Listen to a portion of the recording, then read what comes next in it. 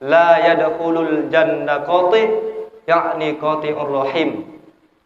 Tidak masuk surga orang yang pemutus, yaitu pemutus hubungan silaturahmi. Asyhadu an la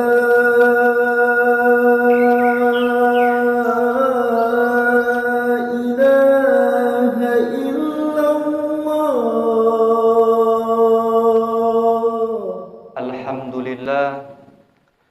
Alhamdulillahi rabbil alamin, nahmaduhu wa nasta'inuhu wa nastaghfiruh. Wa na'udzu billahi min syururi anfusina wa min sayyiati a'malina. May yahdihillahu fala mudilla lahu wa may yudlilhu fala hadiya lahu. Asyhadu an la ilaha illallah wahdahu la syarika lahu wa asyhadu anna Muhammadan abduhu wa rasuluh. Allahumma salli ala sayyidina Muhammad wa ala ali sayyidina Muhammad wa ala alihi wa ashabihi rasulillahi ajmain. Amma ba'd, ya ayyuhan nas ittaqullaha haqqa tuqatih wa la tamutunna illa wa antum muslimun. Faqala ta'ala fil Qur'anil Karim, a'udzu billahi minasy syaithanir rajim. Wa anfiqu mimma razaqnakum min qabli ay ya'tiya ahadakumul maut fayaqula rabbi laula akhartani ila ajalin qarib fa asaddaqa wa akum minas salihin. Wa qala Rasulullah sallallahu alaihi wasallam, la yadkhulul jannata qati', yakni qati'ur rahim. Shadaqallahul azim wa shadaqa rasuluhun nabiyul karim wa nahnu ala dzalika minasyahidina wa syakirin walhamdulillahi rabbil alamin. Pada kesempatan Jumat yang sangat berbahagia ini, khatib berwasiat kepada kita semua, terutama diri khatib pribadi. Marilah sama-sama kita tingkatkan kualitas keimanan kita. Kita tingkatkan kualitas ketakwaan kita kepada Allah Subhanahu wa taala dengan cara kita laksanakan apa yang segala diperintahkannya dan kita jauhi apa yang segala dilarangnya. Hadirin jamaah salat Jumat yang dirahmati Allah Subhanahu wa taala. Siang Jumat yang sangat berbahagia ini, mungkin setiap hari kita melihat berita-berita tentang kematian, yang mana itu merupakan suatu gambaran bahwasanya kita akan merasakan mati. Dan setiap kegiatan yang kita lakukan, pasti kita akan menganalisanya, berpikir panjang, supaya apa? Supaya tidak akan terjadi yang namanya penyesalan. Memang penyesalan datangnya selalu di akhir. Itulah mengapa kita harus berpikir untuk mengerjakan apa yang kita kerjakan dengan sebaik-baiknya. Begitupun hidup kita. Selagi kita masih sehat, selagi kita masih kuat, maka jangan sia-siakan masa-masa itu sebelum datang masa sakit kita, sebelum datang masa lemah kita. Maka itu merupakan suatu penyesalan apabila kita tidak berbuat yang baik pada masa-masa yang mungkin kita masih bisa. Maka dari itu, khatib mengambil tema yaitu 5 penyesalan orang ketika berada di alam kubur. Hadirin jamaah salat Jumat yang dirahmati Allah Subhanahu wa taala. Mungkin ketika kita merantau di tempat yang jauh, ketika di sana kita mengalami hal yang tidak enak, kita tidak betah, mungkin kita bisa kembali ke rumah kita. Tetapi apabila kita sudah pulang, kita sudah pergi ke alam barzah, ke alam kubur, apapun yang kita rasakan, betah atau tidak betah, enak atau tidak enak, maka tahankan, kita tidak bisa pulang lagi ke dunia. Maka jangan sampai ketika kita sudah berada di alam kubur, kita merasakan penyesalan yang mana di dunia kita tidak mengerjakan amalan-amalan yang bisa kita bawa untuk menuju ke alam kubur. Hadirin jamaah salat Jumat yang dirahmati Allah Subhanahu wa taala. Golongan orang yang pertama adalah ketika ia menyesal di alam kubur, ia tidak bersedekah. Mengapa demikian? Karena Allah Subhanahu wa taala sudah berfirman di dalam Quran surat Al-Munafikun ayat yang ke-10. A'udzu billahi minasyaitonir rajim. Wa anfiqu mimma razaqnakum min qabli ay ya'tiya ahadakumul maut fa yaqula rabbi laula akhartani ila ajalin qarib fa asaddaqu akum minas solihin. Dan infakkanlah sebagian apa yang telah kami berikan kepadamu sebelum datang kematian kepadamu salah seorang di antara kamu. Dan dia berkata dalam perasaan menyesal, "Ya Tuhanku, sekiranya Engkau berkenan memberikan aku kematian yang masih panjang lagi. Ketika Engkau berkenan menunda kematianku sedikit waktu lagi, maka aku akan dapat bersedekah dan aku termasuk orang-orang yang soleh." Maka dengan kita bersedekah, Rasul juga bersabda bahwasanya hal itu membawa kita ke dalam kubur, yaitu mengantongi amal jariah. Ketika kita menjadi orang kaya, kita bersedekah harta kepada orang-orang yang tidak mampu. Ketika kita tidak punya apa-apa, seminimal mungkin kita bersedekah dengan senyuman. Karena apa? Karena sedekah merupakan amal jariah. Ketika apa yang kita sedekahkan itu bermanfaat untuk orang lain, maka ketika orang itu mengerjakannya, melaksanakannya, maka pahala yang diberbuat itu akan mengalir kepada kita walaupun kita sudah meninggal dunia.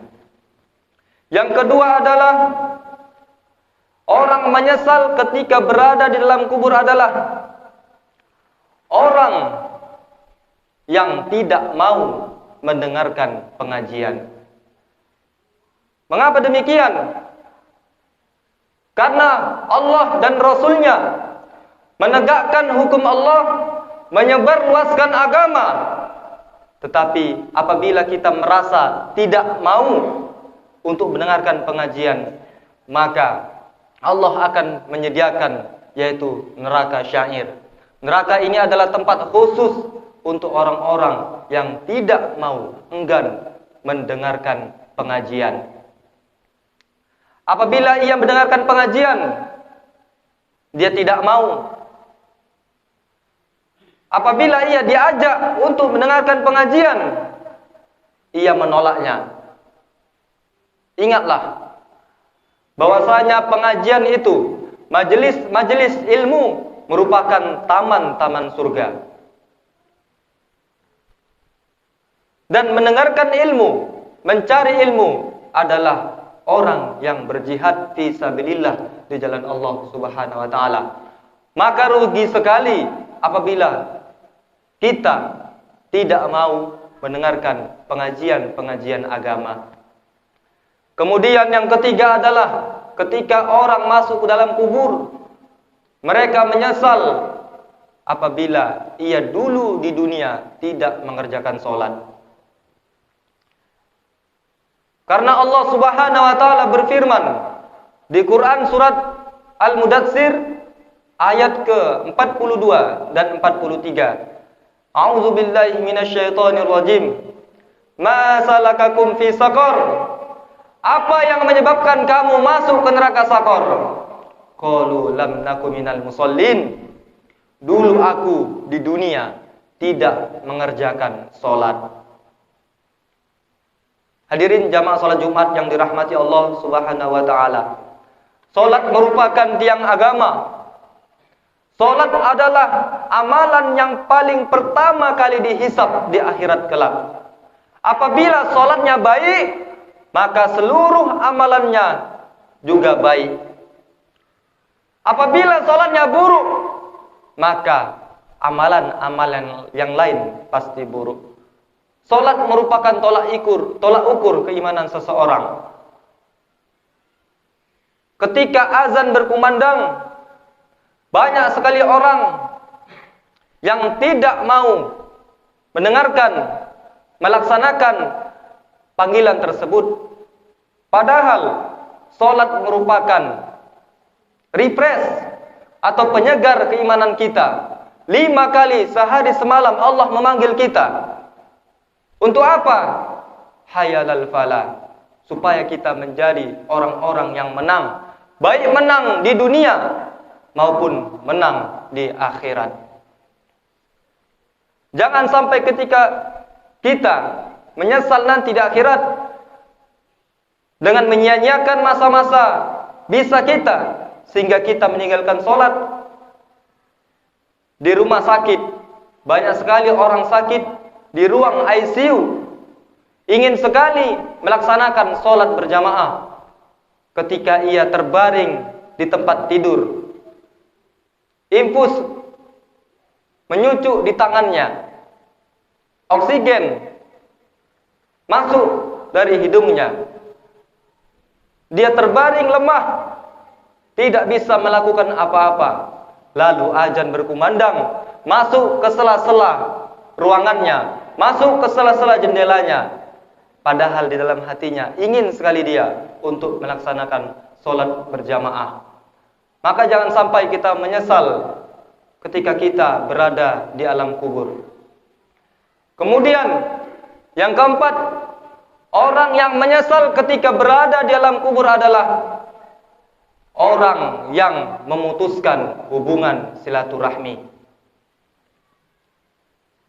Karena Rasulullah sallallahu alaihi wasallam bersabda, banyak sekali hadis yang meriwayatkan ini. Imam Bukhari, Imam Muslim, Abu Dawud, Rasulullah sallallahu alaihi wasallam bersabda, la yadkhulul jannah qati, yakni qati'ur rahim. Tidak masuk surga orang yang pemutus, yaitu pemutus hubungan silaturahmi, baik dari hubungan keluarga maupun sesama yang lain.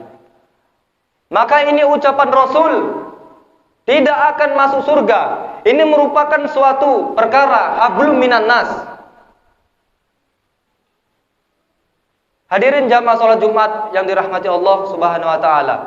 Ibadah itu harus sejalan dengan dua ini. Yang pertama adalah hablum minallah, dan kemudian hablum minan nas.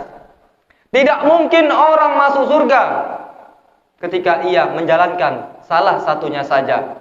Mungkin dia beribadah kuat, sholat 1000 rakaat tahan, tetapi mulutnya menyakiti perasaan orang lain, memutuskan hubungan silaturahim kepada yang lain, maka mustahil.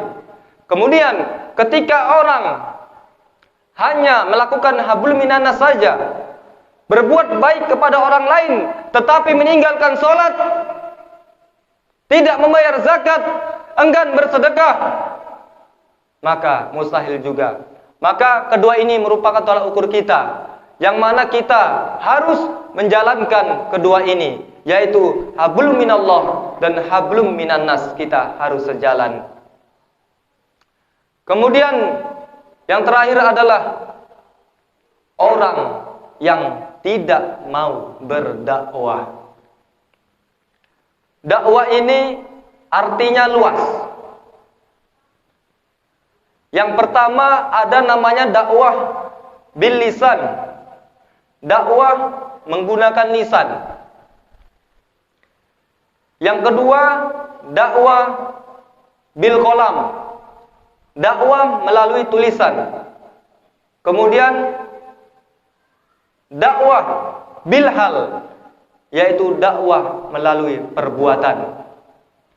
Dakwah bukan hanya seorang ulama saja, seorang ustadz yang hanya bisa berdakwah, tetapi kita semua wajib bisa berdakwah. Baik dari cara ketiga ini, bil lisan, bil qalam, bil hal. Ketika kita mengucapkan dakwah melalui perkataan, maka itu disebutkan oleh namanya bil lisan. Kemudian kita melakukan dakwah melalui perbuatan, bil hal, menyingkirkan duri di tengah jalan, memakai seragam dinas, kita menegakkan sholat, maka itu merupakan dakwah bil hal. Kemudian dakwah bil qalam, dakwah melalui tulisan, baik media cetak maupun media sosial. Ini merupakan suatu dakwah. Orang banyak menyesal karena di Al-Quran juga Allah menyebutkan bahwasanya kita disuruh untuk menyuruh perbuatan yang ma'ruf dan mencegah dari perbuatan yang mungkar. Hadirin jamaah salat Jumat yang dirahmati Allah Subhanahu wa taala. Kelima inilah penyesalan orang ketika berada di alam kubur. Banyak sekali orang yang menyesal. Tetapi pada kesempatan siang yang berbahagia ini, khatib hanya merangkum 5 saja, supaya kita mudah mengingatnya. Karena setiap perbuatan maksiat dan kita tidak bertobat, pasti ketika dia berada di alam kubur, dia akan menyesal. Maka dari itu, mudah-mudahan Allah memberikan keistiqomahan di dalam hati kita, memberikan hidayahnya ke dalam hati kita untuk terhindar dari 5 golongan ini. Mudah-mudahan kita semuanya tetap berada di jalan Allah Subhanahu wa taala sampai nanti kita pulang menuju ridha Allah Subhanahu wa taala. Mungkin ini saja khatib singkat pada kesempatan siang yang sangat berbahagia ini. Mudah-mudahan ada manfaatnya untuk kita semua, terutama diri khatib pribadi. Barakallahu li wa lakum fil Qur'anil azim wa nafa'ani wa yakum bima fihi minal ayati wa zikril hakim wa taqabbal minna wa minkum tilawatahu innahu huwas samiul alim. Alhamdulillahi muayyidis sabirin bi azizi nasri wa muyassiris sakirin li hamidi sukri wa muwaffiqil mukhtarin lil qiyami bi amri. Ahmaduhu ala ma an'ama li amrihi fima hakama wa abram. Ashhadu an la ilaha illallah wahdahu la syarika lah wa ashhadu anna Muhammadan abduhu wa rasuluh. Allahumma salli ala sayyidina Muhammad wa ala alihi muntahad duhur. Salatan daiman bila fana'i wa futuri wa sallama tasliman katsira. Amma ba'd, ya ayyuhan nas ittaqullaha innallaha ya'murukum bi amrin bada'a fihi bi nafsihi wa sanna bi malaikatihi wa ayyata bil mu'minina min ibadihi. Faqala ta'ala fil Qur'anil azim, a'udzu billahi minasy syaithanir rajim. Innallaha wa malaikatahu yusholluna 'alan nabi.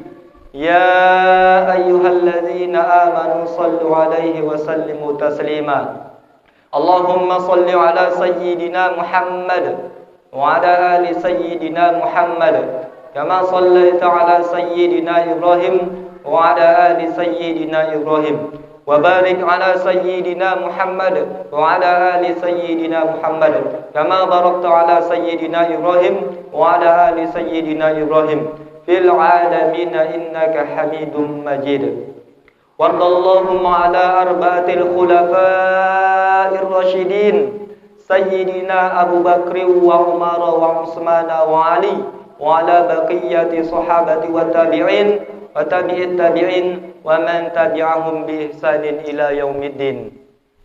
اللهم اغفر للمؤمنين والمؤمنات والمسلمين والمسلمات الأحياء منهم والأموات برحمتك يا أرحم الراحمين. اللهم اغفر لنا ذنوبنا ولوالدينا وارحمهما كما ربيانا صغيرا.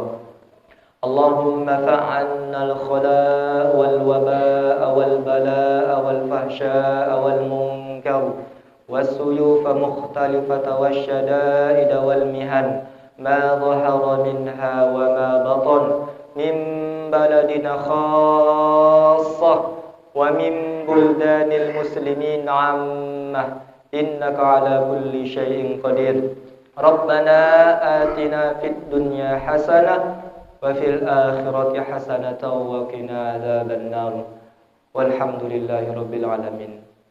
عباد الله إن الله يأمر بالعدل والإحسان وإيتاء ذي القربى وينهى عن الفحشاء والمنكر والبغي يعظكم لعلكم تذكرون فاذكروا الله العظيم يذكركم ولذكر الله أكبر. أقيموا الصلاة.